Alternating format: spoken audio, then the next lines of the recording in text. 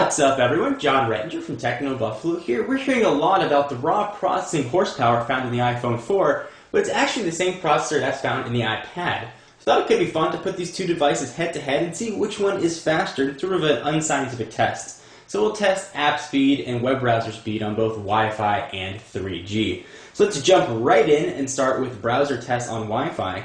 The iPad is not running iOS 4, so it doesn't have multitasking yet. It's an older version of, I guess, what's now iOS 3. The iPhone 4 does have multitasking, but let me show you that everything is closed with the one exception of the web browser, which we're just about to open. So we've got YouTube channel, youtube.com/John4Lakers, queued up on each. We're going to do a simple refresh. This is a page that has been visited before on both devices, so consider it a simulation of a site that you visit on a regular basis. Let's go ahead and check the speed. So go ahead and do a refresh on each. You get go ready to hit there, and go ready to hit here. And they're off at exactly the same time.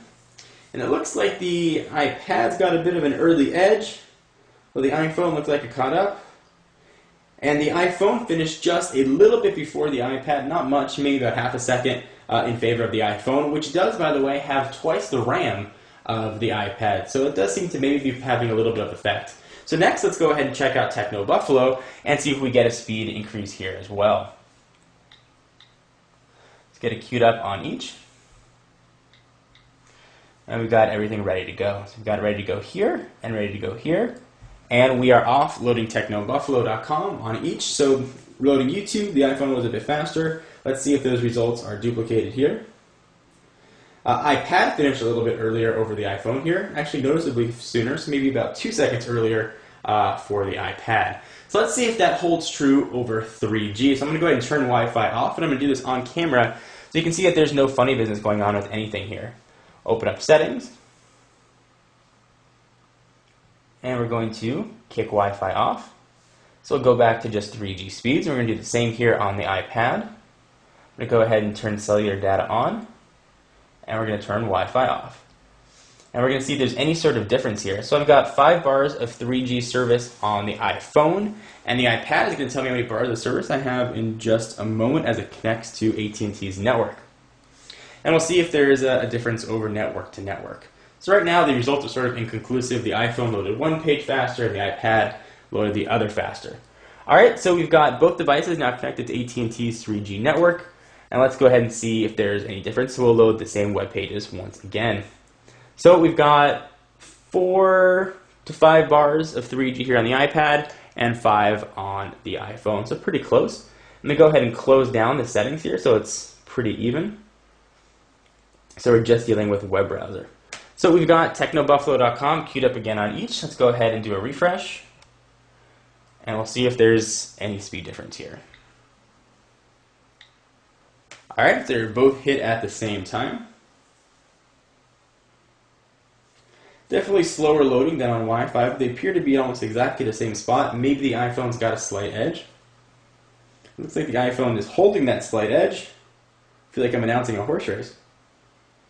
And it looks like the iPhone is going to finish a bit earlier. Perhaps iPad's making a comeback. iPhone is done, and the iPad is still loading. So now we're about 5 seconds past, so about 7 seconds between the two, the iPhone being faster. Let's try one more web page and see if there's a difference. We will go back to the YouTube channel and see if that affects anything at all.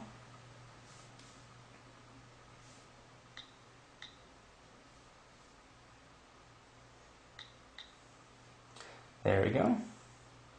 YouTube. And we'll just load up regular youtube.com here and see if there's any sort of difference. Alright, hit at the same time on each, and this website has been loaded on both devices as well.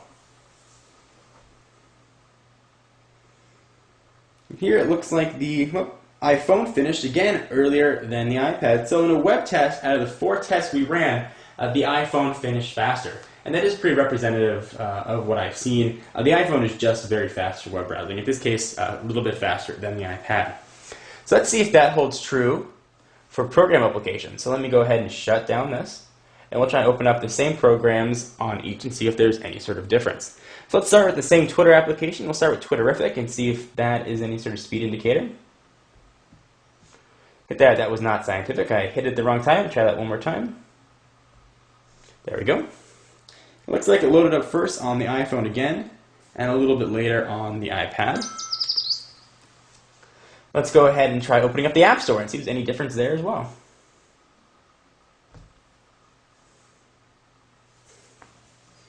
So it's connecting, and again, faster on the iPhone than it is on the iPad. Actually, noticeably so.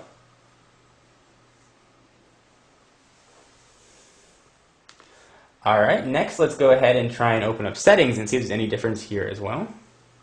It's just sort of a simple application that lets you control what you got going on your phone. About the same there for settings. And we will try one more. We'll try opening up, let's say, iTunes, which does look different on both devices.